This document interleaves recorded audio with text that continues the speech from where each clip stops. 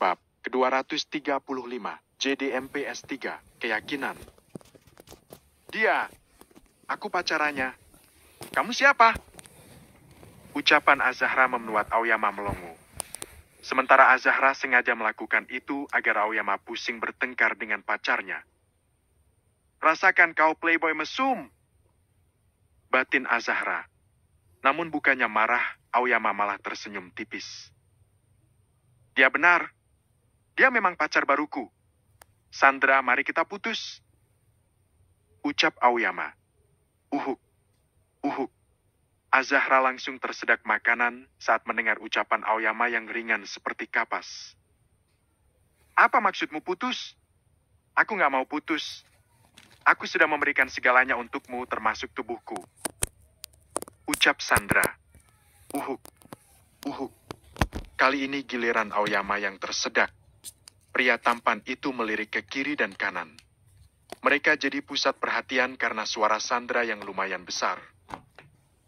Jaga sikapmu. Ini di tempat umum. Ucap Aoyama setengah berbisik.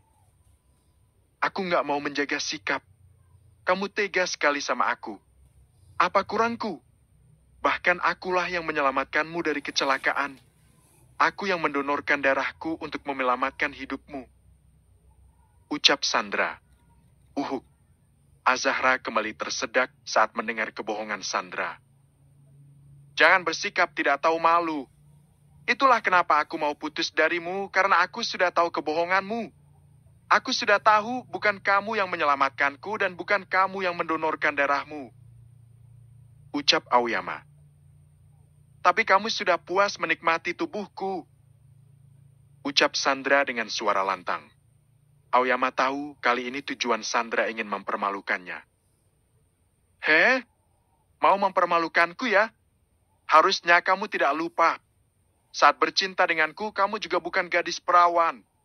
Jadi aku tidak tahu siapa yang lebih puas menikmati tubuhmu itu. Ucap Aoyama.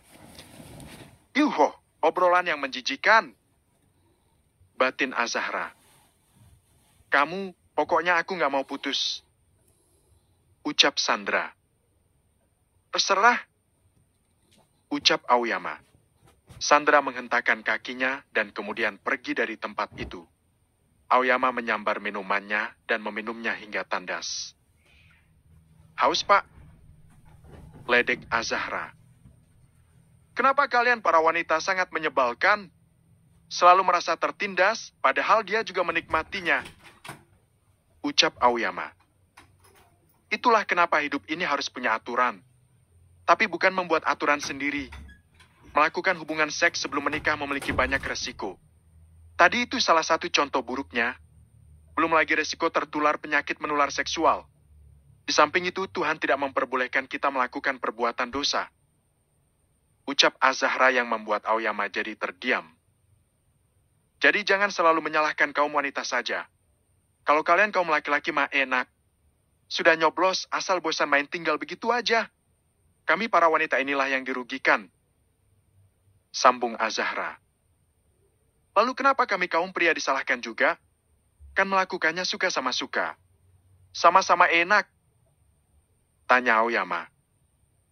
Sudahlah. Berdebat denganmu gak ada habisnya. Dasar laki-laki. Gumam Azahra. Perempuan juga gitu. Maunya menang sendiri. Gerutu Aoyama. Hening. Sesaat kemudian mereka malah sama-sama terkekeh karena mereka saling menyerang dengan kata-kata yang tidak penting. Apa kamu sungguh tidak masalah putus dengan kekasihmu itu? Tanya Azahra. Tidak. Soalnya aku sudah mendapatkan yang baru. Dia sendiri yang mengakuinya. Jawab Aoyama. Oh ya? Siapa? Tanya Azahra. Tadi kamu sendiri yang bilang kalau kamu itu pacarku. Jawab Aoyama. Dasar konyol. Tadi aku cuma bercanda. Ucap Azahra. Tapi aku serius. Aku jadi kepikiran soal ta'aruf seperti yang kamu bilang. Bagaimana kalau kita melakukan ta'aruf? Ucap Aoyama. Uhuk. Uhuk. Azahra kembali tersedak makanannya. Aoyama segera menyodorkan minuman untuk Azahra. Gadis itu tersenyum setelah minum hingga tandas. Kamu salah mengartikan kata-kataku. Ta'aruf itu bukan berarti mudah seperti yang kamu bayangkan. Penghalang terbesar di antara kita yang jelas adalah keyakinan kita masing-masing. Ucap Azahra. Kenapa harus peduli dengan masalah keyakinan? Tanya Aoyama. Karena aku seseorang yang percaya kalau segala yang ada di muka bumi ini ada yang menciptakan. Aku seseorang yang percaya akan keberadaan Tuhan. Tuhanlah yang membuat aturan untuk kita manusia agar selamat. Jawab Azahra. Tapi aku tidak percaya Tuhan itu ada. Kalau dia ada, dia pasti tidak akan membiarkan seorang anak kecil berusia 5 tahun hingga dia berusia 30 tahun hidup menderita. Dia kesepian dan kurang kasih sayang. Ucap Aoyama dengan wajah sedih. Kamu tidak boleh begitu. Jangan hanya diberi ujian sekali lalu kamu menganggap Tuhan tidak ada. Ucap Azahra. Kalau dia memang ada, harusnya biarkan ibuku saja yang hidup. Kenapa ayah dan ibuku dia ambil semuanya? Ujar Aoyama. Apa maksudmu? Apa orang tuamu? Waktu aku berusia 5 tahun, kedua orang tuaku mati dibunuh. Setelah aku ingat-ingat mungkin ayahku memang sudah melakukan kesalahan. Tapi ibuku tidak tahu apa-apa. Dia wanita yang sangat baik. Kamu pasti tidak bisa membayangkan bagaimana kalau itu terjadi padamu. Orang tuamu dibunuh tepat di depan matamu. Darah berhamburan di mana-mana. Ucap Aoyama. Ya, jadi apa itu alasanmu datang menemui Dokter Jerry? Tanya Azahra. Aoyama menganggukkan kepalanya. Selama 25 tahun terakhir aku tidak bisa nyenyak. Aku ketergantungan obat antidepresi dan juga obat tidur. Aku tidak bisa mendengar suara tembakan atau melihat banyak darah. Aku akan terkena serangan panik. Aku benar-benar sangat tersiksa selama 25 tahun ini. Jawab Aoyama. Tiap kali aku memejamkan mata, aku seolah mendengar suara tembakan dan aku akan terjaga dari tidurku sepanjang malam. Aku hanya bisa tidur normal saat aku kelelahan. Sambung Aoyama. Apa pembunuhnya sudah tertangkap? Tanya Azahra yang dijawab gelengan kepala Aoyama. Aku sudah bertanya pada keluargaku saat aku berusia 10 tahun. Tapi kata keluargaku CCTV di rumahku sudah retas hingga pelakunya tidak tertangkap CCTV. Tapi aku tidak bisa melupakan wajah pembunuhnya kalau suatu saat aku dipertemukan dengannya. Jawab Aoyama. Aku mengerti perasaanmu. Aku tidak menyangka sosok pria sepertimu mengalami hal yang mungkin aku sendiri tidak akan sanggup menjalaninya. Ikhlaskan Aoyama. Ikhlaskan semuanya, barulah hidupmu akan tenang. Aku tahu memaafkan itu sangat sulit, tapi di saat kamu sudah merelakan semuanya, mengikhlaskan apa yang terjadi, hatimu pasti akan merasa tenang. Kedua orang tuamu pasti sedih melihatmu seperti ini. Ucap Azahra. Kenapa tanggapan Azahra berbeda sendiri? Tiap kali aku menceritakan penderitaanku pada pacar atau keluargaku, mereka akan menyuruhku mencari pelakunya dan membalaskan dendam kedua orang tuaku. Tapi kenapa Azahra justru menyuruhku melupakan semua yang terjadi dalam hidupku? Batin Aoyama. Apa kalau aku mengikhlaskan semuanya, apa depresiku akan hilang? Lalu bagaimana dengan pembunuhnya? Apa aku harus melepaskan mereka begitu saja? Lalu apa keadilan untukku? Tanya Aoyama. Aku tidak tahu jalan ceritanya seperti apa saat kejadian. Kalau memang posisi orang yang membunuh orang tuamu itu bersalah, percayalah masih ada karma. Aku orang yang percaya bahwa apapun perbuatan kita akan diadili oleh Tuhan. Baik itu perbuatan buruk ataupun perbuatan baik, pasti semua ada imbalannya. Jawab Azahra. Apa kamu begitu pemaaf? Tanya Aoyama. Mungkin, karena aku tipe orang yang tidak mau punya penyakit hati. Kamu sudah memendam rasa kecewa, marah, dendam selama 25 tahun. Lalu apa yang kamu dapatkan? Seandainya pembunuhnya ada di depanmu, apa yang akan kamu lakukan? Apa kamu juga akan membunuhnya? Atau berita buruknya kamulah yang akan terbunuh? Lalu apa? Apa setelah itu? Kalau kamu berhasil, kamu masuk penjara. Kalau kamu gagal, kamu bisa masuk kuburan. Jawab Azahra yang membuat Aoyama jadi terdiam. Maaf, harusnya aku tidak boleh mempengaruhi keyakinanmu. Tentu saja kita punya prinsip yang berbeda. Kalau boleh tahu, apa saja yang kamu ingat tentang kejadian itu? Tanya Azahra. Tidak banyak. Waktu itu seingatku ayahku menggendong seorang bayi. Tapi tiba-tiba dia melemparnya ke bawah. Aku tidak ingat kenapa dia melakukan itu. Tapi sepertinya orang itu sangat marah. Aku rasa bayi itu anaknya sehingga dia melepaskan sebuah tembakan. Tapi ibuku menghadang peluru itu hingga ibuku meninggal. Jawab Aoyama. Lalu bagian mana pelaku itu melakukan kesalahan? Mungkin dia marah karena ayahmu melempar anaknya. Maaf ya.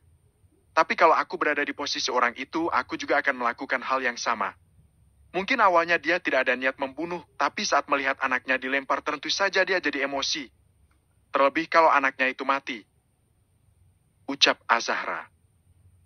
Kamu merasa kecewa dan marah karena orang tuamu meninggal. Lalu bagaimana dengan perasaan seorang ayah yang kehilangan anaknya? Aku rasa itu cukup adil. Sekali lagi maaf ya. Aku bicara terlalu kejam, tapi ini hanya pendapatku saja. Sambung Azahra. Tidak masalah. Aku memang butuh pendapat dari sudut pandang yang berbeda. Jika selama ini aku hanya mendengar dendam, dan dendam. Tapi kali ini aku mendengar pendapat yang berbeda darimu. Terima kasih. Ucap Aoyama. Aku tidak melakukan apa-apa untukmu, aku hanya menyampaikan menurut pandanganku. Tentu saja kamulah yang merasakan semua penderitaan selama ini. Tapi kalau mau mendengar saranku, cobalah untuk berdamai dengan dirimu sendiri terlebih dahulu. Ucap Azahra. Terima kasih. Ucap Aoyama. Habiskan makananmu. Setelah itu kita pulang. Ucap Azahra. Aoyama mengangguk. Aoyama dan Azahra pun pulang setelah makan siang bersama. Sudah sampai. Kamu pulang saja. Ucap Azahra saat mereka sudah sampai di depan apartemen. Zahra, bolehkah aku memelukmu? Tanya Aoyama. Maaf tidak bisa. Kita buka mahram. Jawab Azahra. Banyak sekali aturan di keyakinanmu itu. Ucap Aoyama. Banyak aturan demi kebaikanmu sendiri. Sama seperti kita minum obat, kalau kita patuh perintah dokter, maka kita akan cepat sembuh. Tapi kalau tidak sesuai aturan minum obat, maka penyakit akan parah. Ucap Azahra. Tapi kan aku hanya ingin peluk, bukan yang aneh-aneh. Ucap Aoyama. Aku bingung harus menjelaskannya seperti apa. Yang pasti tidak boleh titik. Ucap Azahra. Ya sudah, aku pergi. Ucap Aoyama. Hati-hati. Ucap Azahra. Azahra menatap kepergian Aoyama dengan tatapan yang tidak bisa diartikan. Setelah pria itu menghilang di balik koridor, barulah Azahra masuk ke dalam apartemen. Sementara itu, Aoyama sendiri memutuskan langsung pulang ke rumahnya.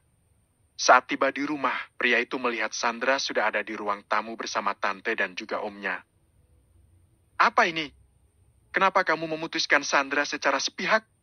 Tante tidak setuju kalau kamu putus dari Sandra. Umurmu sudah 30 tahun, kalau hubunganmu kali ini gagal lagi, lalu kapan kamu akan menikah dan memiliki keturunan? Tanya Maria. Aku bisa mencari gadis yang jauh lebih baik. Jawab Aoyama. Sandra kurang baik apa? Dia menyelamatkanmu, mendonorkan darah untukmu, menjagamu sampai pulih. Dan masih banyak lagi kebaikannya selama ini. Tanya Maria. Sudahlah tante, mungkin kami tidak berjodoh. Aku kesini cuma mau pamit sama kalian. Maaf kalau aku punya salah.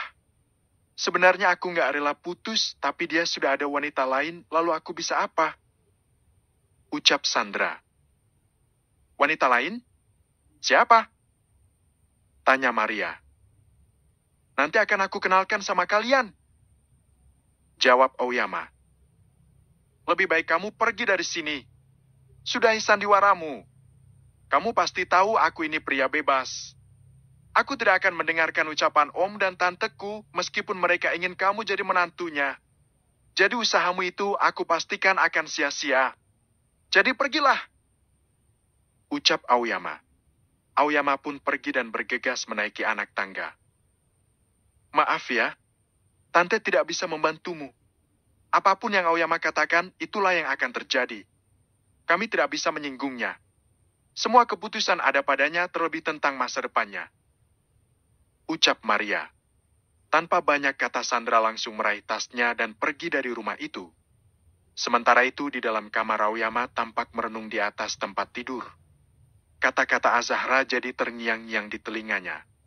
Dengan iseng dia membuka artikel tentang ta'aruf dan artikel-artikel lain yang dia butuhkan. Selama ini aku memang memiliki segalanya, tapi jiwaku rasanya kosong. Sejak kecil hingga usia 30 tahun, aku tidak pernah beribadah. Keyakinanku pun mengikuti garis keturunanku.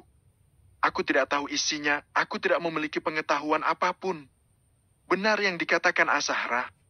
Hidupku jadi seperti ini karena aku tidak memiliki aturan dalam hidupku. Aku melakukan apapun yang aku mau. Sekarang aku harus bagaimana? Gumam Aoyama. Aoyama kembali membuka artikel-artikel yang dia butuhkan sampai dia meyakini satu hal dan bisa tertidur nyenyak. Plap. Aoyama membuka matanya dan melihat kamarnya sudah gelap. Jam berapa sekarang? Gumam Aoyama. Aoyama meraih ponselnya dan melihat jam sudah menunjukkan pukul 2 malam. Aku tidur nyenyak sekali. Dari siang, sore, sampai malam. Apa yang aku baca semalam benar-benar ampuh. Aku bahkan tidak perlu obat tidur. Dan ajaibnya lagi, aku terbangun sendiri tanpa terbangun karena suara tembakan itu lagi. Gumam Aoyama. Sudah hampir seminggu Aoyama tidak lagi menemui Azahra atau menghubungi gadis itu. Azahra mengira Aoyama marah karena sudah lancang memberi masukan yang menyinggung. Namun saat Azahra pulang dari rumah sakit, tiba-tiba Aoyama sudah menunggunya di apartemen. Yama, sapa Azahra. Zahra, ayo kita ta'arufan. Ucap Aoyama tiba-tiba yang membuat Azahra jadi mengerutkan dahinya. Azahra menghela nafas dan kemudian membuka pintu.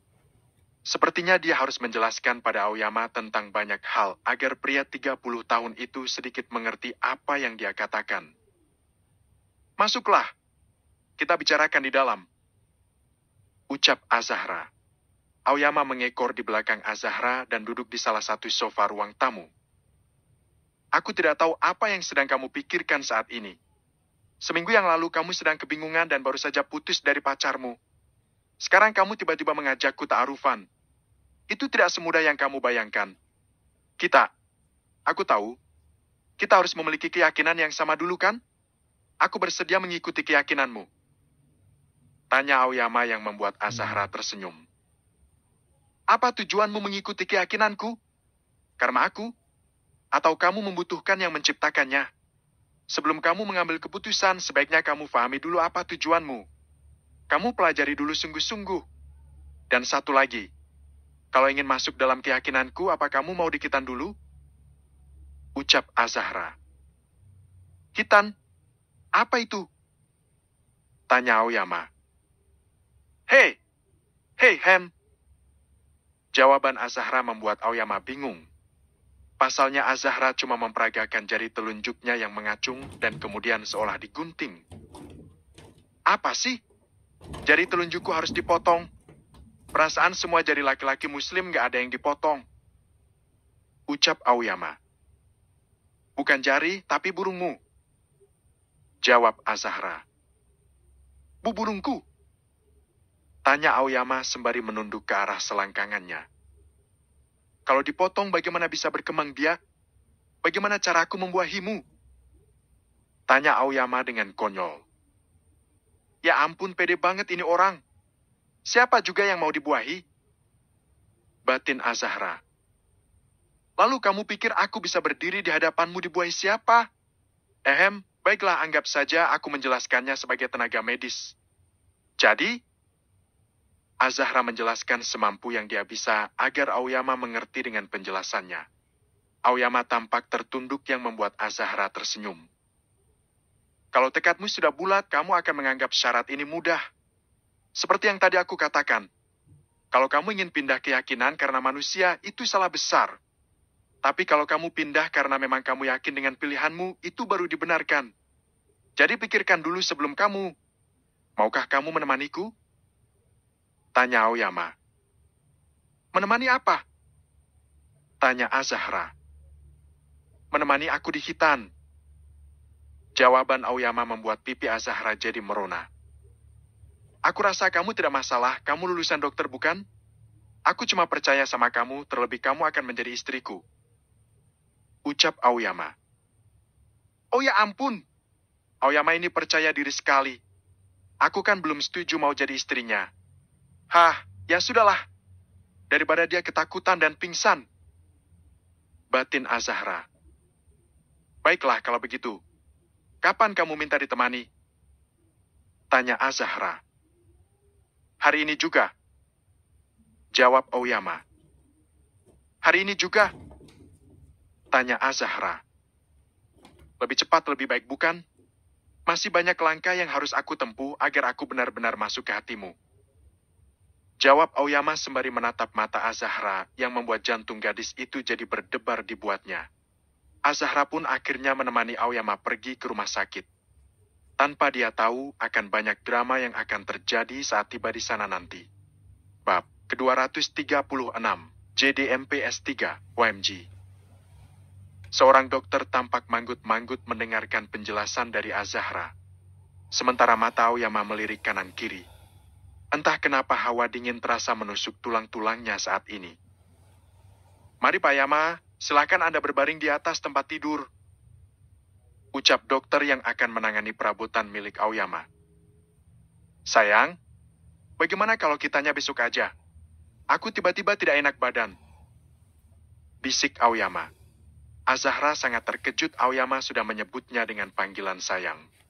Dan dia dikejutkan pula dengan pikiran Aoyama yang tiba-tiba berubah. Jangan kebanyakan tingkah. Mau besok, lusa, atau hari ini rasanya tetap sama saja. Khitan bukan masalah keyakinan saja, tapi juga penting untuk kesehatanmu. Ucap Azahra setengah berbisik. Tapi aku takut. Ucap Aoyama. Lalu apa gunanya aku di sini kalau kamu masih merasakan itu? Jangan bayangkan yang seram-seram, tapi bayangkan yang enaknya aja. Ujar Azahra. Apa aku boleh membayangkan saat bercinta denganmu? Goda Aoyama. Mungkin otakmu perlu juga dikitan agar bersih dari kotoran mesum. Jawab Azahra yang membuat Aoyama jadi tergagah. Aoyama mulai bergerak maju mendekati tempat tidur. Silahkan dilepas celananya, Pak. Ucap dokter. Aoyama menuruti ucapan dokter dan hanya meninggalkan kain segitiga yang melekat di bagian tubuh bawahnya. Lepaskan juga celana dalamnya ya, Pak. Tutup saja pakai selimut untuk sementara. Ucap dokter. Dokter tampak sibuk menyiapkan alat dan obat. Azahra bisa melihat ada keringat di dahi Aoyama padahal ruangan itu full AC. Dokter mulai mendekat ke arah Aoyama yang membuat pria itu jadi gemetar. Grab. Aoyama menggenggam tangan Azahra yang membuat gadis itu jadi kasihan. Karena selain gemetar, tangan Aoyama terasa dingin. Apa Aoyama sungguh-sungguh menyukaiku? Sampai ke tahap ini saja pasti tidak mudah. Lalu bagaimana perasaanku sendiri sama dia? Kami baru bertemu, ini terlalu cepat. Tapi bukankah ta'aruf memang begitu? Sepertinya aku sudah mulai terdoktrin oleh ucapan Yama. Batin Azahra. Kita kasih obat anestesi dulu ya, Pak. Biar nggak sakit. Ucap dokter. Ker.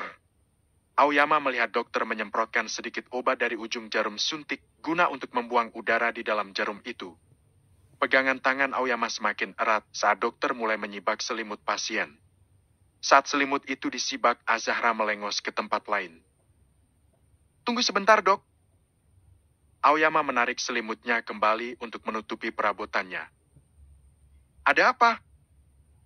Tanya Azahra. Biarkan aku rileks dulu, Dok. Aku benar-benar takut. Ucap Aoyama. Atau kita pulang saja dulu ya. Besok saja kitanya. Ucap Aoyama sembari bangkit dari tempat tidur. Kalau besok aku tidak mau menemanimu. Aku juga tidak mau bertemu denganmu lagi. Kamu sudah banyak membuang waktu istirahatku. Ucapan Azahra ampuh membuat Aoyama berbaring lagi. Pejamkan saja matamu. Berdoa apa saja yang bisa membuat hatimu tenang. Ucap Azahra. Aoyama jadi mengingat saat dia membuka artikel. Dia menemukan sesuatu yang menurutnya bisa membuatnya tenang. Kali ini dia mencobanya lagi, meski tangannya menggenggam erat tangan Azahra. Dokter kembali menyibak selimut Aoyama. Mata Aoyama mulai menutup kembali. Dokter perlahan menyentuh perabotan milik Aoyama yang membuat benda itu bangun seketika. OMG. Azahra yang tidak sempat menoleh ke arah lain, dia terpaksa harus melihat kejantanan Aoyama yang maha perkasa. Besar sekali. Batin Azahra. Enjus. Ahi. Teriak Aoyama saat dokter menyuntikkan obat anestesi di sekitar perabotan milik Aoyama. Sabar ya. Kalau sudah dibius, nggak akan sakit lagi. Ucap Azahra. Dibius? Apa burungku akan pingsan? Bagaimana kalau dia nggak bisa bangun lagi? Kamu akan rugi kalau sampai dia nggak bangun. Tanya Aoyama dengan konyol. Azahra memutar bola matanya dengan malas. Sebaiknya tutup mulutmu kalau mau cepat selesai. Ucap Azahra sembari melengos ke arah lain. Coba kamu lihat dulu apa dia masih bangun. Aku takut dia pingsan selamanya. Dia itu petarung sejati. Kamu benar-benar rugi kalau dia loyo selamanya. Ucap Aoyama sembari menutup matanya. Karena dia sama sekali tidak berani melihat proses perabotannya yang sedang di makeover. Apa aku kurang kerjaan menatap burungnya terus-menerus? Dasar cowok nggak punya malu. Di mana-mana orang malu kalau memperlihatkan burung di depan gadis kalau belum menikah. Tapi dia bisa-bisanya ingin aku melihat perabotannya. Apa dia ingin pamer? Mentang-mentang miliknya begitu besar. Batin Azahra. Hei, kenapa kamu diam? Aku ingin kamu lihat keadaan burungku, bukan malah terpesona dengan kegagahannya. Tanya Aoyama yang membuat Azahra menepuk keningnya. Sementara dokter yang tengah menangani perabotan Aoyama cuma bisa mengulum senyumnya. Kalau kamu tidak mau diam, aku bersumpah akan mencekik burungmu sampai mati. Ucap Azahra. Aoyama jadi terdiam. Dia takut Azahra kilaf dan malah menggunting seluruh miliknya. Namun itu hanya bertahan sekitar 2 menit saja. Sayang, apa belum selesai juga? Aku ingin melihat hasil akhirnya. Apa bentuknya terlihat gagah? Tanya Aoyama. Azahra tidak menjawab pertanyaan Aoyama yang konyol. Zahra, kenapa kamu diam saja? Sudah selesai belum? Tanya Aoyama yang membuat Azahra jadi menghela nafas. Sebentar lagi? Mana mungkin Azahra tahu sudah selesai atau belum, karena dia saat ini sedang membelakangi pria itu sembari bermain ponsel. Selang 15 menit kemudian dokter menyelesaikan semua pekerjaannya. Selesai. Ucap dokter. Selesai. Sungguh? Tanya Aoyama. Yay, Ash. Maksud hati ingin melompat dari atas tempat tidur, namun aksi itu urung karena area perabotan milik Aoyama mengalami sakit. Apa kamu sudah gila? Luka kitanmu belum sembuh. Dan itu memerlukan waktu. Ucap Azahra. Epi apa? Jadi belum bisa langsung digunakan? Tanya Aoyama.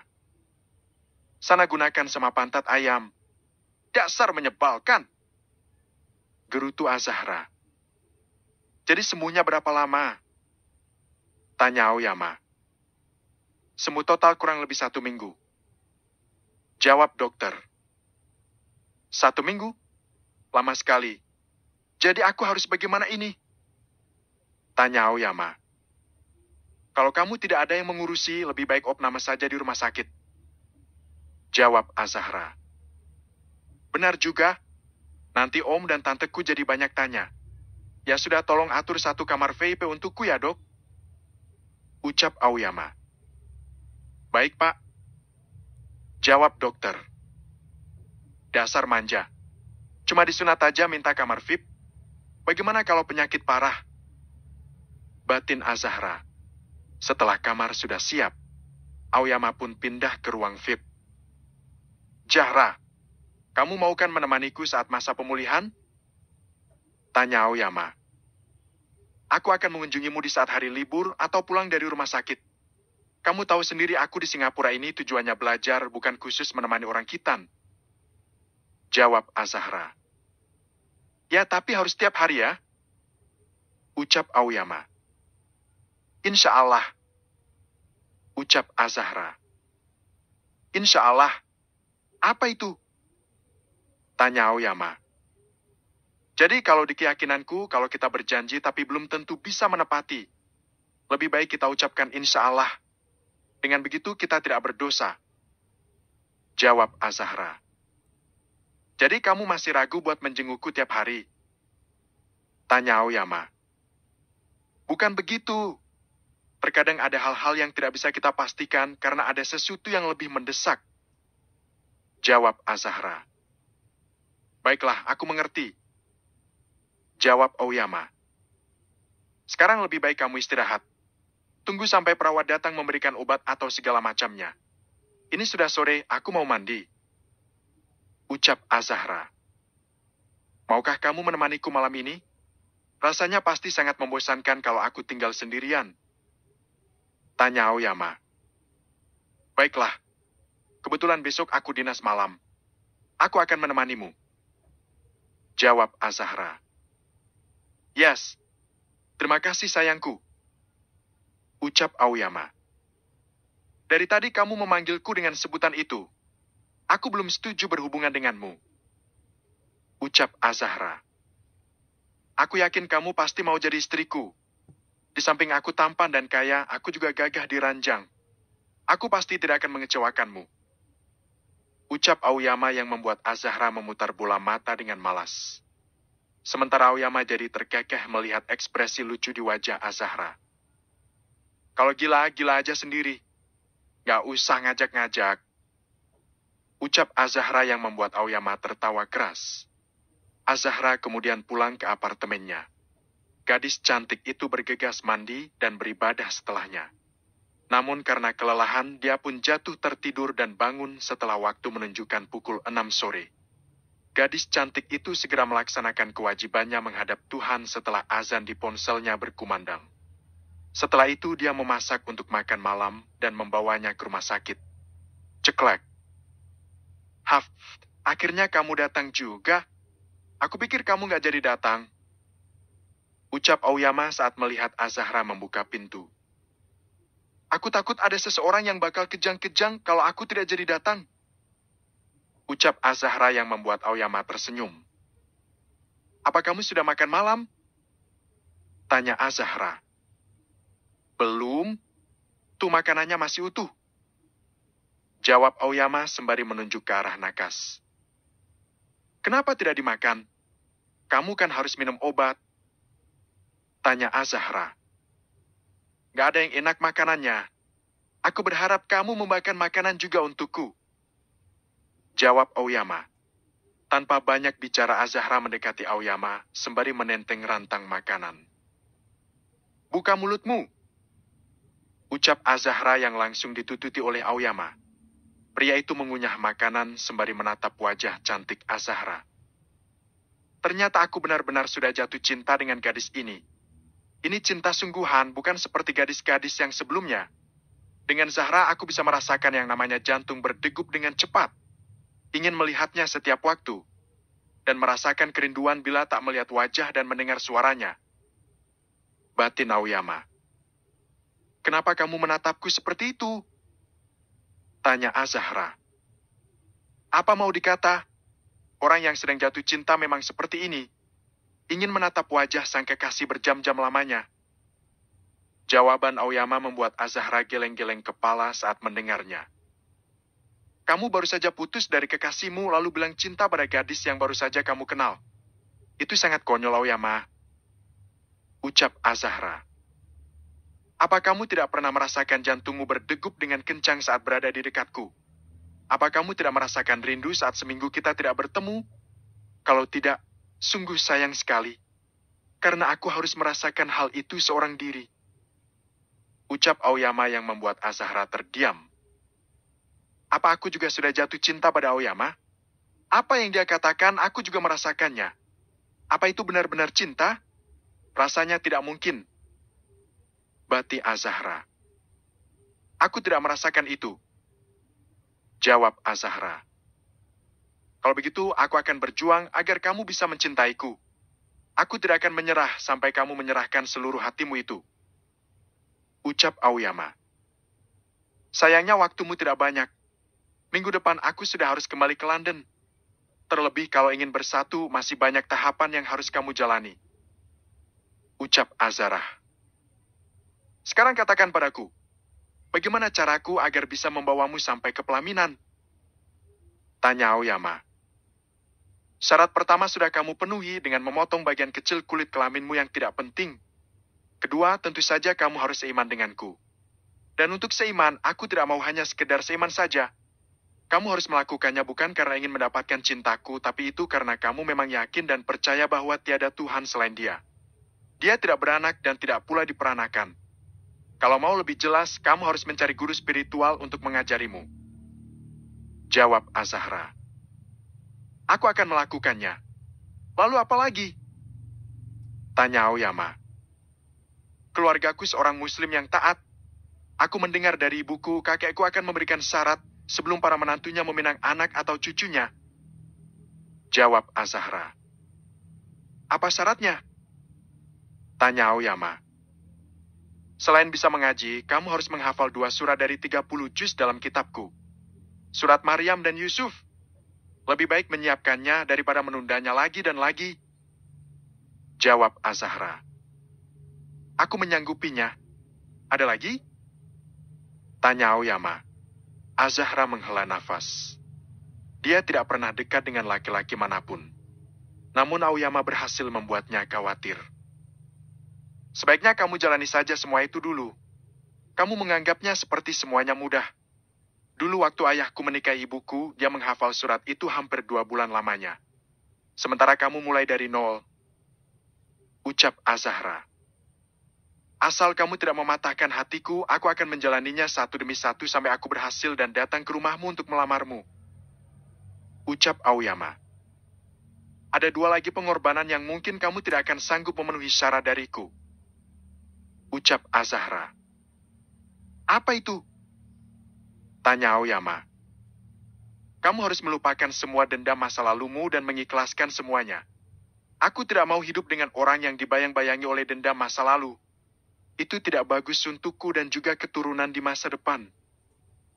Jawab Azahra. Aku akan melakukannya. Jawab Aoyama. Dan terakhir kamu harus meninggalkan semua bisnis haramu. Ucap Azahra yang membuat Aoyama jadi terdiam. Pria tampan itu menatap wajah cantik Azahra. Semua bisnisku haram semua.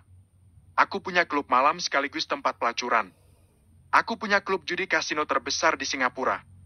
Aku punya bisnis suman trafficking jual beli narkoba dan senjata ilegal. Hanya 1 bisnis halal yang uangnya sangat sedikit. Aku punya 5 butik impian ibuku yang belum terwujud. Tapi uang yang didapat dari bisnis itu tidak miliaran seperti bisnis haram lainnya. Ucap Aoyama. Aku tidak butuh uangmu. Aku butuh hidup tenang dan keberkahan. Uang tidak dibawa mati meski mencarinya setengah mati. Yang penting nafkah yang kamu berikan cukup untuk makan dan minum juga pendidikan anak-anak. Jadi pikirkan semuanya sebelum kamu mengambil keputusan untuk menikahiku.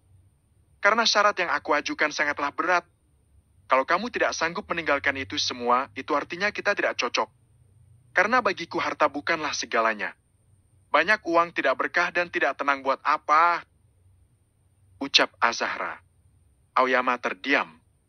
Tentu saja bisnis gelap yang dia jalani selama ini sudah membuat rekeningnya semakin gendut. Dan dia harus meninggalkan semuanya hanya demi seorang wanita. Sepertinya dia mulai bimbang. Manusia zaman sekarang jarang sekali yang memikirkan akhirat. Dia akan mengejar dunia seolah dia hidup selamanya. Batin Azahra. Aku akan meninggalkan semuanya. Ucapan Aoyama membuat Azahra terkejut. Bahkan mata gadis itu jadi berkaca-kaca. Tidurlah. Ucap Azahra yang tidak ingin melanjutkan obrolan itu lagi. Azahra sama sekali tidak ingin percaya dengan ucapan Aoyama. Karena menurutnya Aoyama hanya ingin mempermainkan dirinya. Bab ke-237, JDMPS3, Janji. 6 hari kemudian. Zahra kemana ya? Kok dari terakhir malam itu dia tidak menemuiku lagi? Ponselnya juga tidak aktif. Apa dia sudah memblokirku? Gumam Aoyama. Tapi apa salahku? Aku sangat merindukannya. Ini hari Sabtu. Sial, ini kan malam Minggu. Itu berarti besok dia akan pergi ke London. Aoyama melihat keadaan perabotnya yang sudah mengering. Dia sudah bisa merasakan kalau dirinya sudah mampu keluar dari rumah sakit keesokan harinya. Aku harus tidur lebih cepat. Berkat Zahra, aku tidak pernah terbangun di tengah malam lagi. Aku sudah jadi orang normal sekarang. Ternyata benar dizikir sebelum tidur membuatku jadi tenang. Ucap Aoyama. Aoyama mulai memejamkan matanya dan berharap dia tidak bangun kesiangan. Sementara itu di tempat berbeda Azahra lagi merenung di kamar apartemennya. Sudah 6 hari dia tidak bertemu dengan Aoyama. Tentu saja dia juga merindukan pemuda tampan itu. Baginya ucapan Aoyama tidak lebih dari mulut manis laki-laki. Terlebih masa lalu Aoyama yang celap-celup sembarang wanita membuatnya tidak percaya dengan ucapan pria itu. Dia memang tampan rupawan dan kaya raya. Tapi aku tidak bisa terjebak dengan ucapan manisnya. Tentu saja aku tidak lupa kalau dia adalah seorang pria pemuas wanita di atas ranjang. Aku tidak mau jadi korban dia selanjutnya. Tapi, Aoyama sialan. Kenapa aku harus jatuh cinta pada seorang bajingan? Takdir macam apa ini? Gumam Azahra. Tapi besok adalah akhir dari segalanya. Aku akan pergi dari Singapura dan tidak akan bertemu Aoyama lagi. Dengan begitu, aku akan cepat melupakan Aoyama. Ucap Azahra. Azahra membaringkan diri di atas tempat tidur dan kemudian menarik selimut untuk memejamkan mata. Besok pagi dia harus pergi ke bandara, dia tidak ingin ketinggalan pesawat. Keesokan harinya. Plap. Mata Aoyama terbuka. Diraihnya ponsel miliknya. Waktu sudah menunjukkan pukul 6 pagi. Aoyama bergegas berganti pakaian setelah mencuci muka dan kemudian pergi ke bagian administrasi. Apa bisa pembayarannya ditunda nanti jam 8 saja, Pak? Tunggu aplusan jam 8 saja. Ucap pegawai administrasi. Saya ada pekerjaan yang mendesak. Kalau Anda mau saya akan bayar sekarang, kalau tidak mau saya pergi sekarang juga. Dan kalau saya pergi sekarang juga maka saya tidak akan membayar biaya rumah sakit. Baik itu biaya kamar ataupun biaya tindakan. Ujar Aoyama. Baik Pak, tunggu sebentar. Biar saya cek lebih dulu. Setelah menunggu hampir 3 menit, Aoyama pun berhasil mendapatkan total biayanya. Setelah itu Aoyama pun pergi dari rumah sakit dan langsung pergi menuju apartemen Azahra. Saat tiba di depan kawasan apartemen, Aoyama melihat Azahra baru saja menaiki sebuah taksi. Tidak ingin membuang waktu, Aoyama pun langsung membuntuti taksi itu hingga sampai ke bandara. Zahra! Seru Aoyama. Azahra yang baru saja akan menyeret kopernya ingin memasuki bandara, langkahnya terhenti saat mendengar suara Aoyama. Tidak hanya itu, jantungnya pun langsung berdegup dengan kencang. Aoyama berdiri tepat di depan Azahra dan menatap mata teduh gadis itu. Begitu niatnya kamu ingin meninggalkan aku. Hingga kamu ingin pergi tanpa berpamitan dan tanpa bisa dihubungi? Apa salahku, Zahra? Apa aku salah memberikan seluruh hatiku untukmu? Aku hanya jatuh cinta, Zahra. Aku tahu perbedaan antara kita seperti tebing dengan jurang. Tapi tidak bisakah aku mendakimu perlahan? Tanya Aoyama yang membuat mata Azahra berkaca-kaca sembari membuang muka. Apa karena aku seorang pendosa hingga kamu tidak ingin memberiku kesempatan? Tanya Aoyama. Bukan itu, jawab Azahra. Tapi aku merasa itulah alasanmu. Apa kamu tidak percaya padaku? Tanya Aoyama yang membuat Azahra terdiam. Ayo katakan, apa kamu tidak mempercayaiku? Tanya Aoyama yang membuat Azahra mengangguk lemah. Di bagian mana yang membuatmu tidak mempercayaiku? Tanya Aoyama. Semuanya. Jawab Azahra yang membuat Aoyama terdiam. Kamu bilang ingin merubah keyakinanmu, tapi nanti setelah berubah dan mendapatkanku, kamu bisa saja kembali pada keyakinanmu. Itu banyak kejadiannya. Aku tidak percaya kamu melakukannya dengan tulus hanya karena mencintaiku saja. Ucap Azahra. Lalu kamu bilang ingin melupakan dendammu, meninggalkan bisnis harammu. Apa mungkin itu kamu lakukan? Terus apa kamu mampu belajar ngaji, menghafal 2 surat yang aku syaratkan? Tanya Azahra. Kenapa tidak mungkin ketika aku sudah menyanggupi semuanya? Ini bicara soal cinta. Jujur aku akui, aku tidak pernah mencintai seseorang sebesar ini. Atau bahkan aku tidak pernah mencintai para gadis itu selain urusan ranjang. Ucap Aoyama. Aku akui aku ini seorang bajingan. Tidak pantas bagiku mendapatkan gadis baik-baik sepertimu. Tapi seorang bajingan ingin mencari istri yang baik juga. Ibu yang baik bagi anak-anaknya. Aku ingin istri yang seperti ibuku. Dan aku merasa itu ada pada dirimu, Zahra. Sambung Aoyama. Azahra menatap mata Aoyama dengan dalam. Tidak ada kebohongan di dalam mata pria tampan itu. Sekarang apa maumu? Tanya Azahra. Beri aku kesempatan untuk membuktikan semuanya sama kamu kalau aku sungguh-sungguh serius. Jawab Aoyama. Berapa lama waktu yang kamu butuhkan? Tanya Azahra. Beri aku waktu 6 bulan. Aku janji setelah 6 bulan aku akan datang menemuimu. Kita akan langsung membicarakan hubungan kita pada orang tuamu. Aku akan melamarmu secara pribadi di hari itu juga. Jawab Aoyama. Baik. Waktumu terhitung dari sekarang, Aoyama. Sekarang tanggal 1 Maret. Aku tunggu kedatanganmu 1 September nanti. Ucap Azahra yang membuat senyum Aoyama mengembang sempurna. Grab. Aoyama tiba-tiba memeluk Azahra yang membuat tubuh gadis itu jadi tegang. Aku tahu kamu tidak suka kalau aku memelukmu. Kamu bilang kita bukan mahram. Tapi tolong izinkan aku memelukmu sebelum kamu pergi. Terima kasih karena sudah memberiku kesempatan. Aku janji tidak akan pernah mengecewakanmu. Ucapan Aoyama membuat Azahra tersenyum di balik punggung pria tampan itu. Aku akan menunggumu. Ucap Azahra. Aoyama melepas pelukannya dan meraih kedua sisi wajah gadis itu. Katakan sekali saja kalau kamu juga cinta sama aku. Ucap Aoyama yang membuat wajah Azahra bersemu merah. Kali ini dia kesulitan untuk mengelak lagi. Aoyama menunggu dengan sabar agar pujaan hatinya itu mau mengakui perasaannya. Aku mencintaimu, Aoyama. Ucap Azahra sembari tertunduk malu. Yes, yuhu.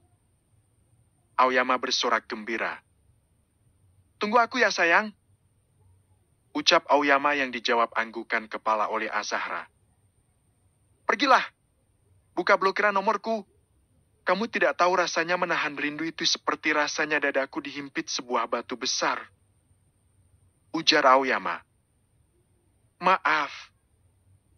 Ucap Azahra. Aku maafkan, tapi cium aku dulu. Goda Aoyama. Sendalku yang akan mencium bibirmu. Ucap Azahra yang membuat Aoyama jadi tertawa. Aku pergi. Jaga dirimu baik-baik. Ucap Azahra. Ya. Jawab Aoyama. Azahra melambaikan tangan saat akan memasuki kawasan bandara. Meski berat, dia memang harus berpisah dari pujaan hatinya itu. Ayo Aoyama, kerjakan semuanya dengan cepat. Pertama-tama cari guru spiritualmu untuk membimbingmu jadi orang muslim sejati. Setelah itu kamu akan meninggalkan bisnis hitammu dan memberikan semuanya pada sepupuku yang sudah lama mengincarnya. Setelah itu barulah aku akan hidup tenang bersama dengan Azahra. Gumam Aoyama. Sementara itu Azahra yang baru saja bermaksud ingin melakukan boarding pass, tiba-tiba ponselnya berdering. Halo, Nah? Sapa Azahra. Kakak jadi pulang ke London hari ini? Tanya Najla. Jadi, ini sedang ada di bandara mau boarding pass. Kenapa? Tanya Azahra. Mending kakak batalin aja keberangkatan kakak ke London. Kakak pulang aja ke Jakarta. Jawab Najla. Loh kenapa? Apa ada sesuatu yang terjadi di rumah? Tanya Azahra. Gak ada, tapi SMA kita mau ngadain reuni besar-besaran. Mulai dari angkatan kita sampai 2 tahun di bawah kita. Semua saudara kita juga ikut reunian termasuk adik Ki. Seru kan?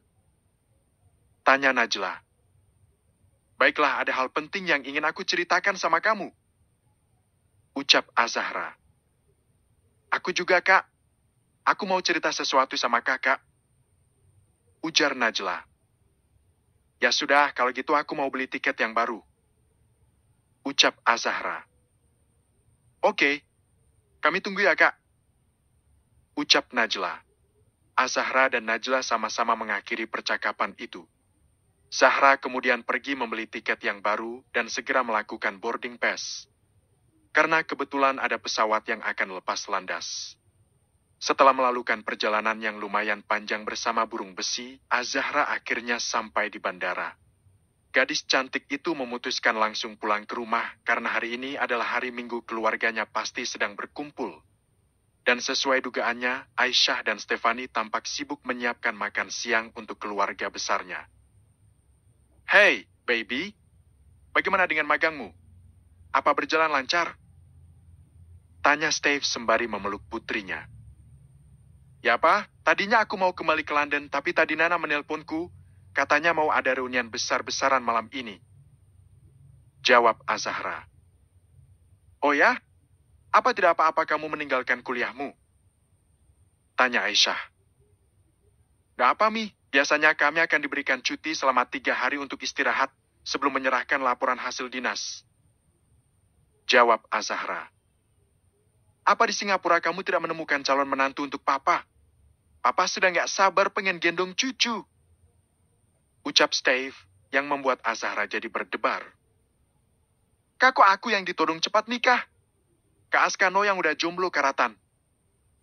Ledek Azahra. Kok kakak?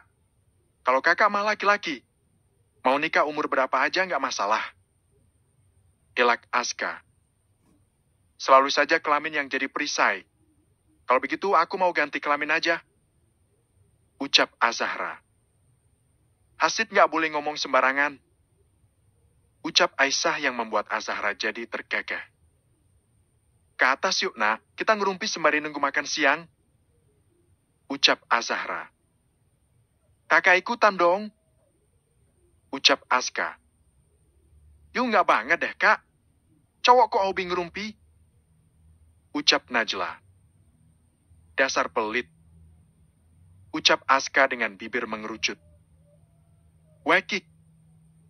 Najla dan Azahra kompak menjulurkan lidahnya. Najla dan Azahra kemudian naik ke atas untuk menceritakan banyak hal. Dan cerita itu dimulai dengan Najla yang sedang dekat dengan Dimas. Dimas? Dimas yang mana sih? Yang suka kentut sembarangan itu? Tanya Azahra yang membuat Najla tergagah. Ya yang itu. Tapi sekarang dia sudah dewasa dan ganteng. Ya meskipun kalah ganteng dari Kak Aska, tapi yang penting dia itu seorang pengusaha. Jawab Najla. Kalau sudah mantap, tunggu apa lagi? Tanya Azahra. Ya sabar dong. Masak aku yang mau ngelamar dia duluan. Ucap Najla. Terus kakak sendiri mau cerita apa? Tanya Najla. Kakak ketemu cowok di Singapura. Tapi dia beda keyakinan dengan kita.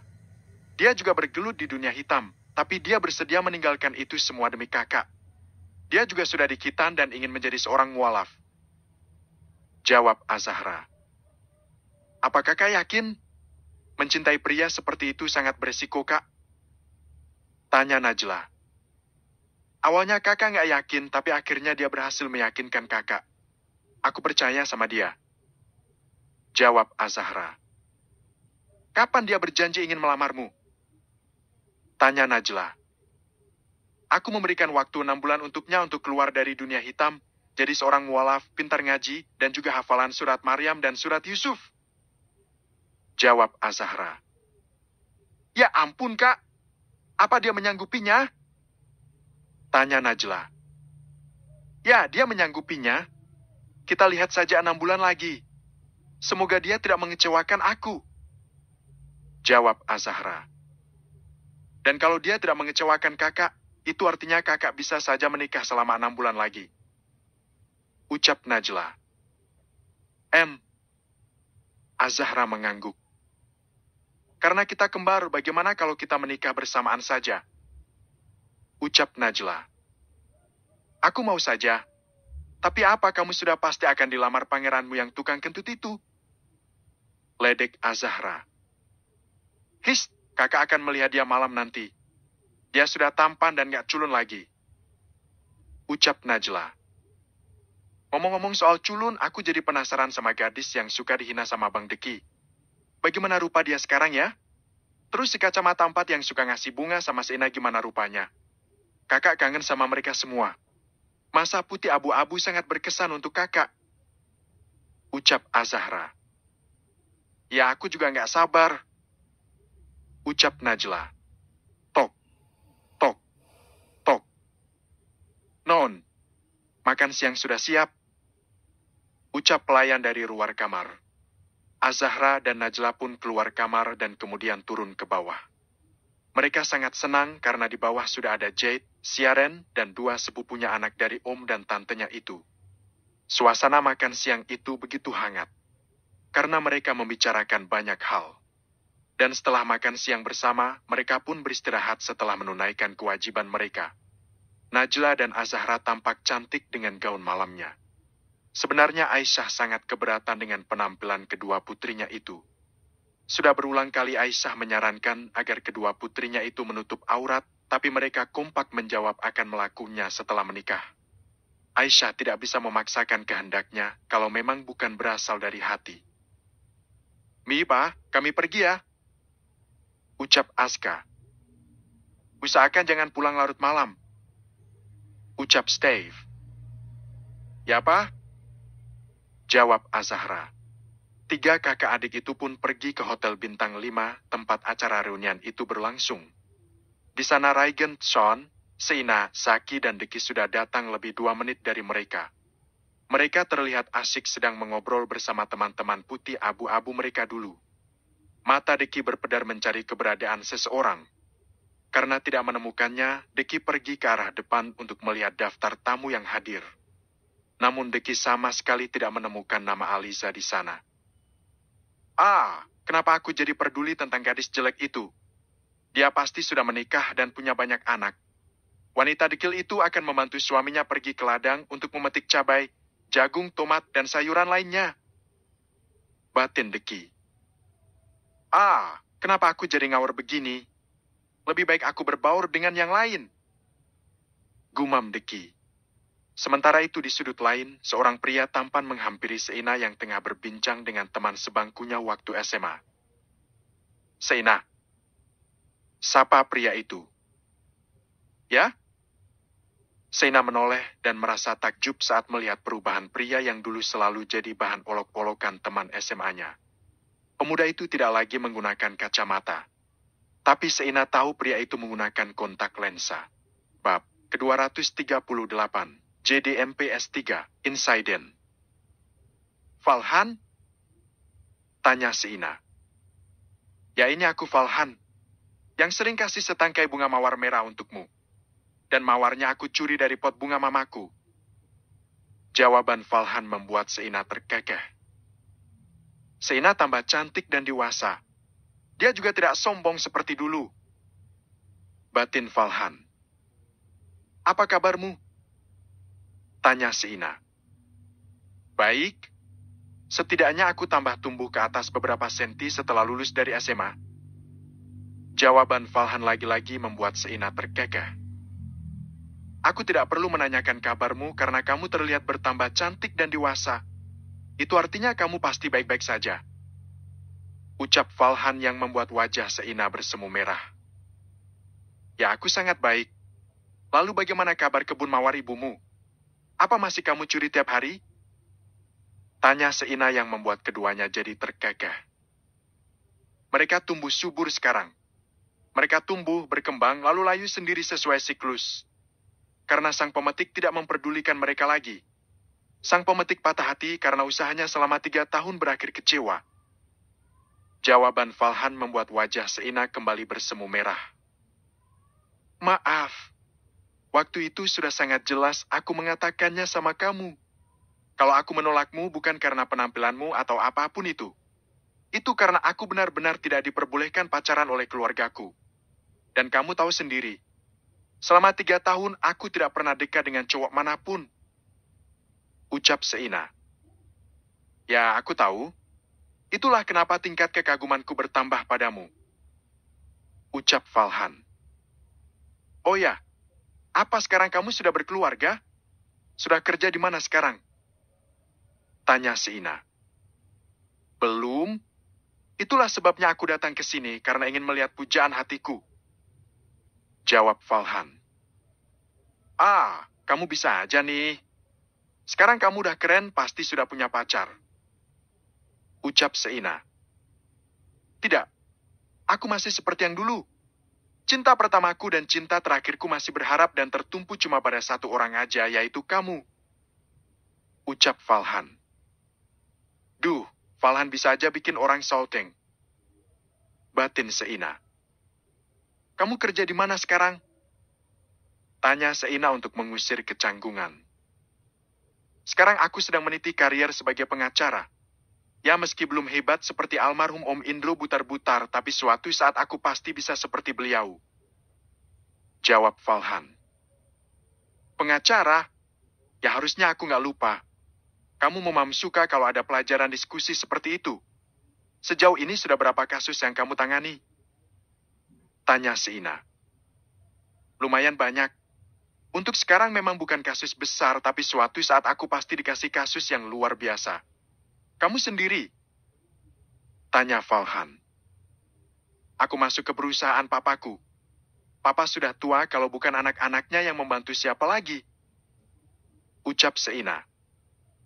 Anak yang baik. Ucap Valhan sembari terkekeh. Seina, bolehkah aku berusaha lagi seperti dulu? Pertanyaan Valhan mampu membuat tawa Seina mereda. Kali ini dia tidak mungkin memberikan alasan yang sama seperti beberapa tahun yang lalu. Lagi pula Valhan sudah tumbuh jadi orang berbeda, tentu saja sudah patut diperhitungkan. Asal jangan nyolong kembang mamamu lagi. Ucap Seina yang kali ini membuat Valhan tertawa. Mama pasti akan setuju kalau bunga hasil tanamannya dipakai untuk merayu calon menantunya. Bahkan mungkin dia akan menyuruhku memetiknya setiap hari. Sekarang kebun mawar mamaku sudah lengkap. Kamu mau pesan warna apa? Tanya Valhan yang membuat keduanya terkekeh bersama. Seina kemudian memberikan nomor ponselnya pada Valhan. Setelah itu mereka berbincang sembari menikmati hidangan yang tersedia di sana. Hai nak, sapa Dimas. Hai, sapa Najla. Ini Dimas yang suka kentut sembarangan itu. Tanya Azahra membuat Dimas terkekeh bersamanya. Berarti dahsyat juga kentutku, hingga yang diingat itu aja. Ucap Dimas. Banget? Ucap Najla. Sorry, aku baru sempat nyapa kalian. Ucap Dimas. Oh ya, aku kok nggak lihat Koki? Dia nggak datang. Tanya Azahra. Sepertinya tidak. Banyak juga yang nggak bisa hadir. Ya maklum saja, pasti mereka banyak yang berada di luar negeri. Atau punya kesibukan lain. Jawab Dimas. Ya juga sih. Aku aja tadi hampir terbang ke London dari Singapura. Untunglah Nana menghubungiku. Ucap Azahra. Nah, ada hal yang ingin aku bicarakan, apa kamu mau bicara empat mata denganku? Tanya Dimas yang membuat gadis cantik itu menoleh ke arah Azahra. Azahra kemudian menganggukkan kepalanya. Najla kemudian pergi bersama Dimas. Melihat Najla pergi bersama Dimas, perasaan Aska semakin menjadi buruk. Aku ini kenapa ya? Apa karena aku dekat dengan Nana? Aku jadi cemburu melihat dia dengan Dimas. Aku merasa tidak senang dia didekati pria lain. Apa karena aku sangat menyayangi Najla ya? Tapi aku juga sayang Azahra. Jadi kenapa aku tidak suka dia didekati Dimas? Batin Aska. Aska kembali meraih gelas minuman. Ini gelas ketiga sejak dia melihat Dimas menghampiri Najla. Karena terlalu banyak minum, dia pun pergi ke toilet. Apa kamu sudah mencampurkan obat perangsang itu di minuman Najla? Has, jangan keras-keras, nanti ada yang dengar. Tidak akan ada yang dengar. Lihatlah, di sini tidak ada siapa-siapa. Kalaupun ada yang dengar, dia bisa apa? Aku sudah menyuruh seorang pelayan memberikan minuman berisi obat itu saat Dimas sedang ngobrol dengan Najla. Setelah itu Dimas akan meniduri gadis itu. Sekarang gadis itu pasti sudah dibawa Dimas ke kamar hotel yang sudah dia pesan. Dimas bajingan itu ingin menjadikan Najla istri kedua dan hidup kaya raya tanpa bekerja. Tubuh Aska gemetar saat mendengar obrolan itu dari bilik kamar mandi. Beraka-akek.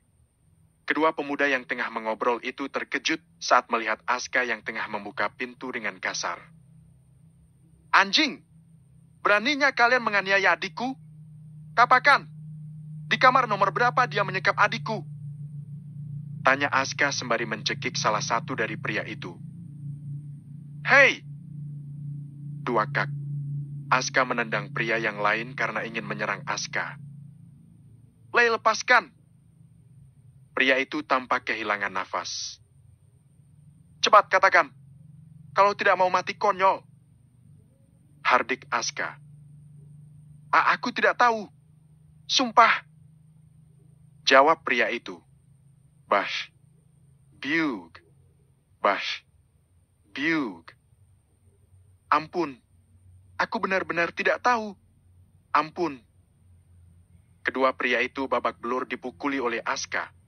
Aska kemudian menghubungi nomor Najla, namun sama sekali tidak diangkat. Aku tidak punya banyak waktu. Aska bergegas keluar dari toilet sembari meretas ponsel milik Najla. Sialan! Dia sudah membawa Najla ke tas. Gumam Aska. Aska bergegas menaiki lift. Pria itu begitu tidak sabar karena ingin segera sampai. Sementara itu, Najla yang sudah ada di dalam kamar hotel segera dilucuti pakaiannya oleh Dimas. Didimkah kamu mau apa? Ya jangan. Najla sama sekali tidak bertenaga saat ingin mencegah perbuatan Dimas. Kamu nikmati saja sayang. Aku tahu kamu suka sama aku.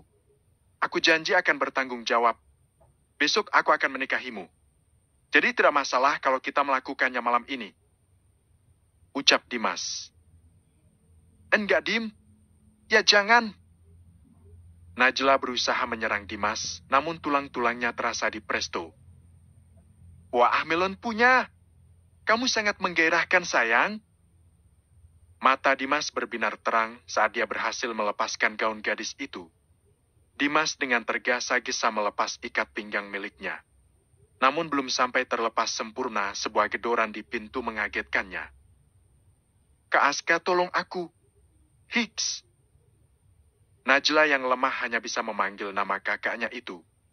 Namun obat itu semakin lama semakin bereaksi di tubuhnya, terpaan AC di tubuhnya membuat dia ingin mencari kehangatan. Bangsat! Siapa yang mengganggu kesenanganku? Gumam Dimas. Dor. Dor. Dor. Gedoran itu semakin keras, hingga terasa pintu itu ingin terlepas dari enselnya. Dimas buka. Aku hitung sampai 3. Kalau kamu tidak membukanya, aku pastikan burungmu akan patah jadi 3. Ucap Aska. Ceklek. Sia. Biug. Tanpa aba-aba Aska langsung melayangkan pukulannya ke wajah Dimas. Bash. Biug. Bash.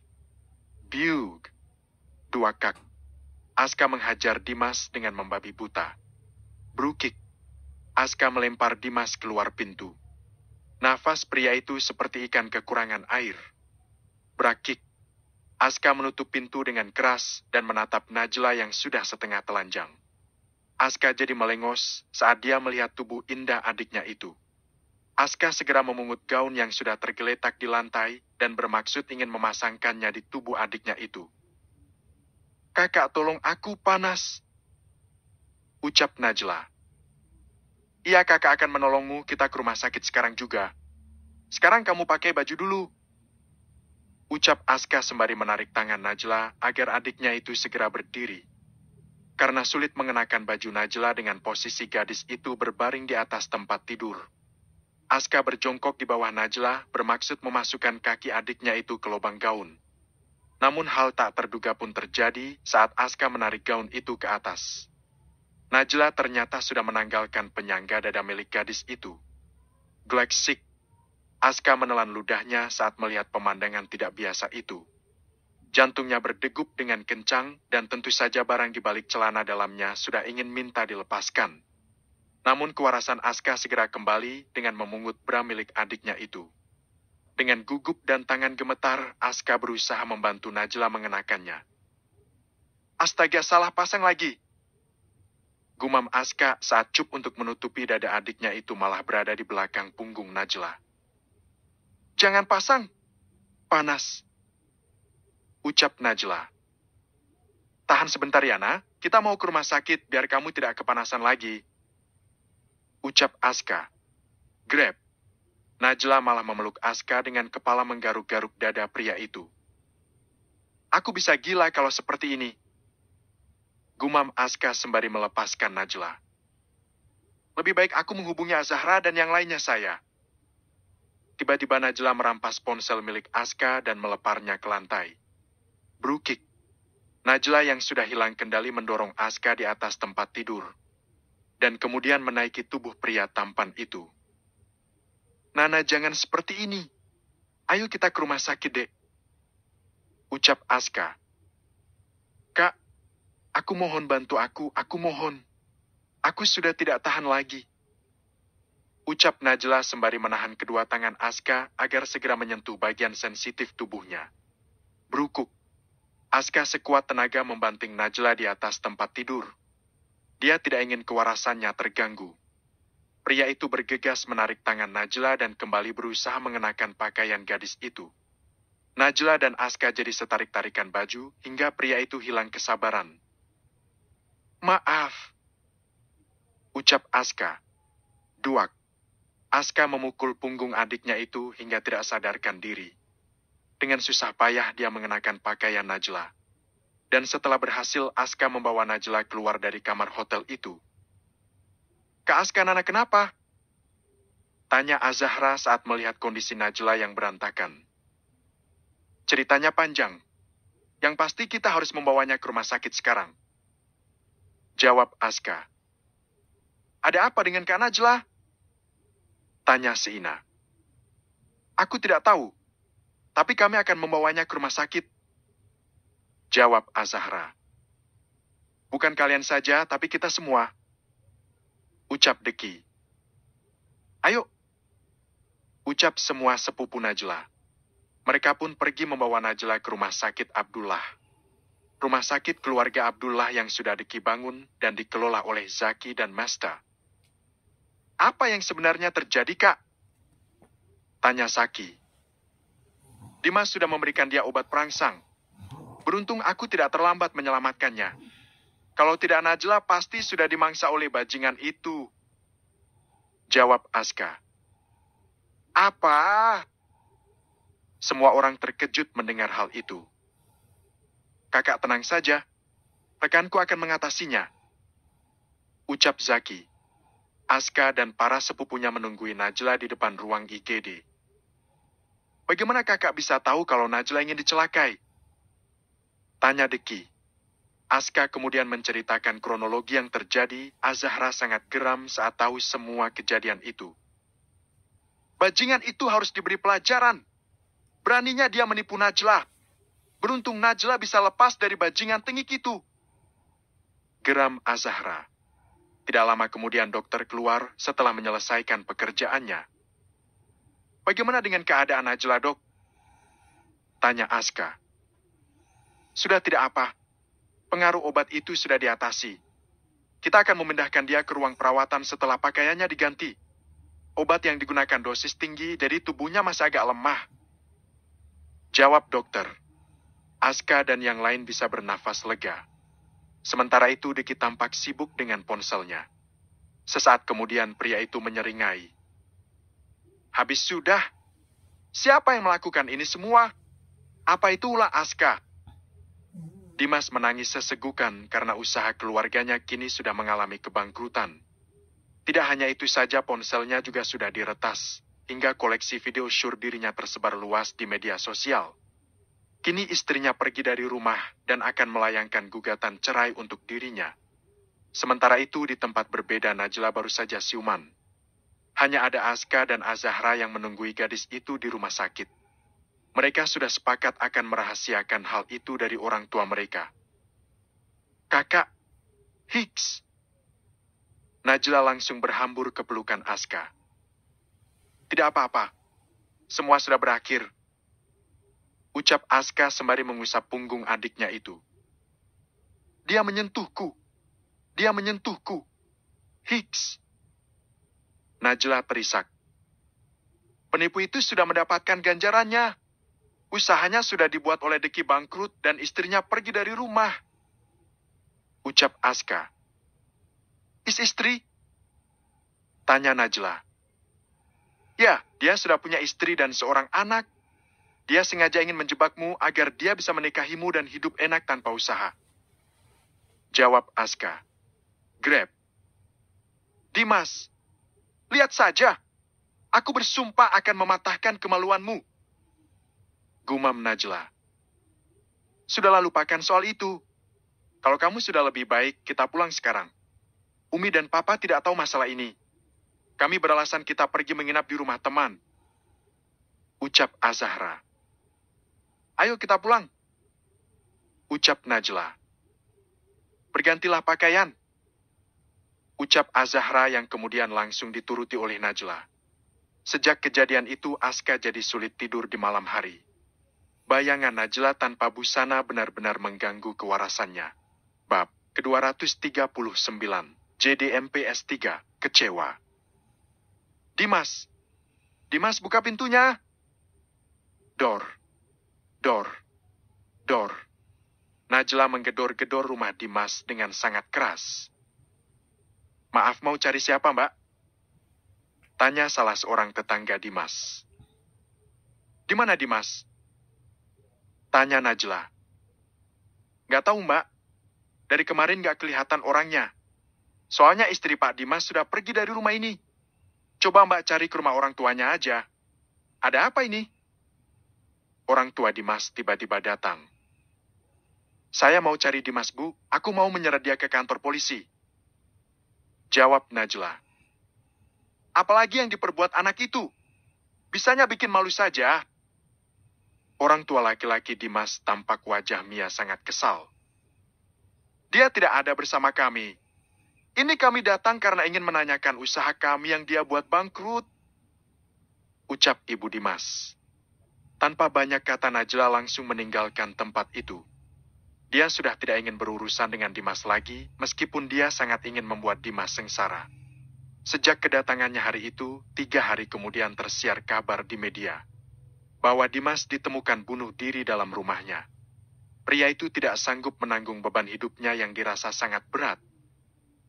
Sangat tragis. Gumam Najla. Ada yang aneh Najla rasakan sejak kejadian itu. Gadis itu memang sekilas mengingat kejadian memalukan itu saat Aska melihat lekuk tubuhnya. Namun Najla tidak ambil pusing karena dia mengira Aska tidak terlalu ambil pusing juga. Tapi tentu saja anggapan itu sangat keliru. Sejak kejadian itu Aska jadi sedikit menghindar. Entah kenapa berada di dekat Najla, jantungnya selalu berdebar tak menentu. Kak, kita ambil cuti liburan yuk. Ucap Najla setelah membuka pintu ruangan Aska. Gak bisa, kerjaan kakak lagi banyak. Jawab Aska tanpa menoleh ke arah Najla. Kita rampungkan sekaligus kerjaan kita. Habis itu kita pergi liburan. Ucap Najla. Gak mau. Kamu aja yang liburan. Sana pergi ke ladang liburan sama Sahra. Jangan ganggu kakak. Kakak lagi sibuk. Ucap Aska. Kakak mah gak asyik sekarang. So sibuk. Ya udah kita pergi nonton aja pulang kerja. Ucap Najla. Nggak kakak capek.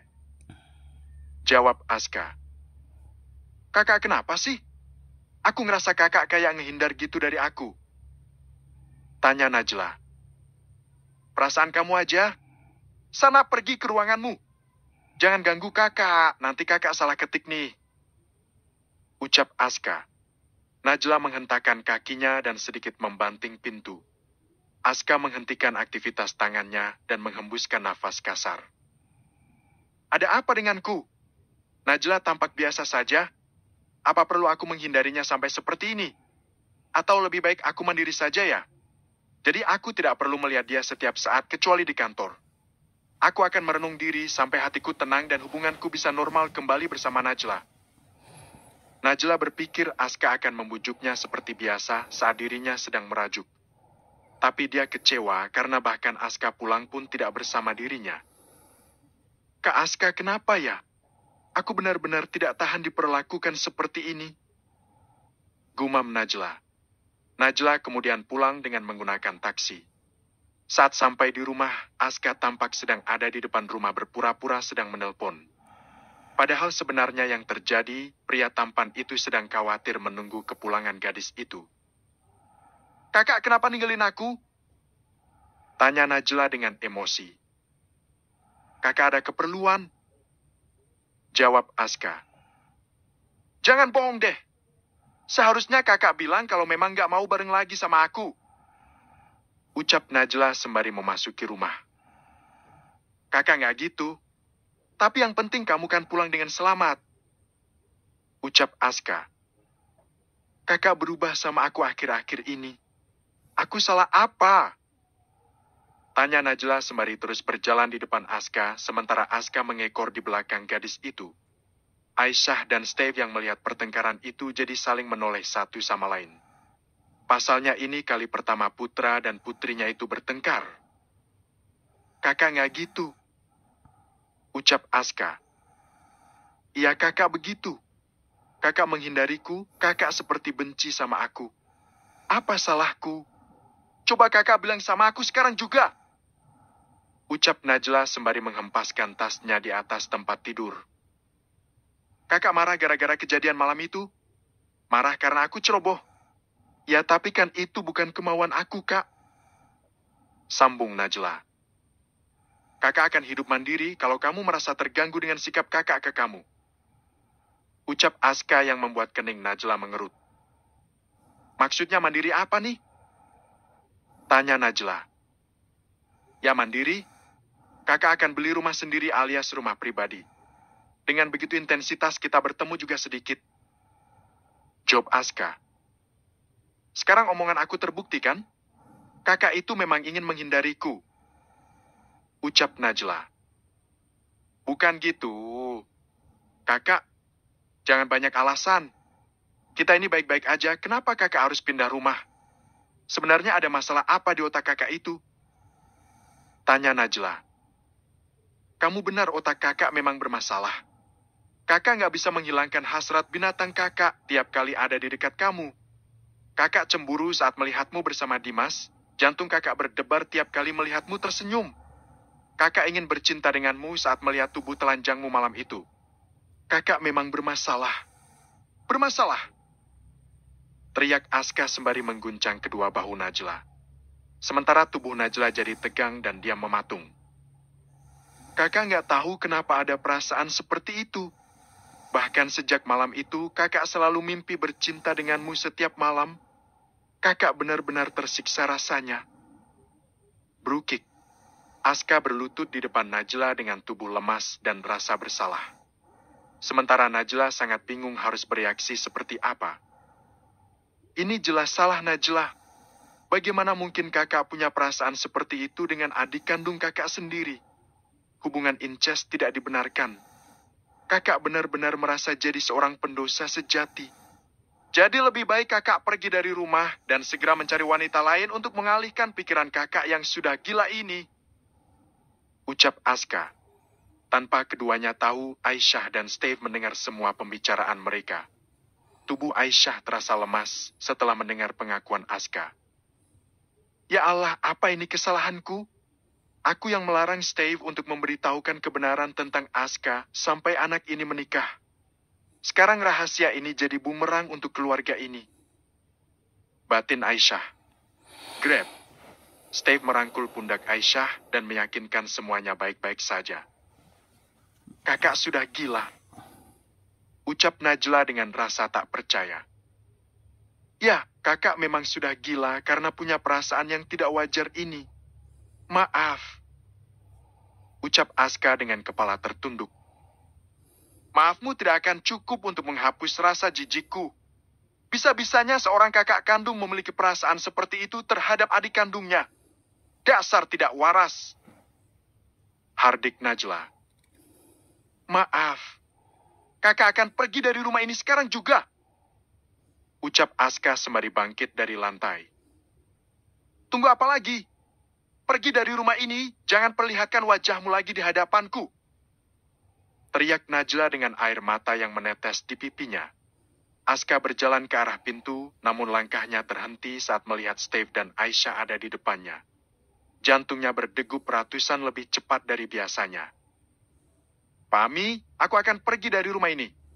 Aku mau belajar hidup mandiri.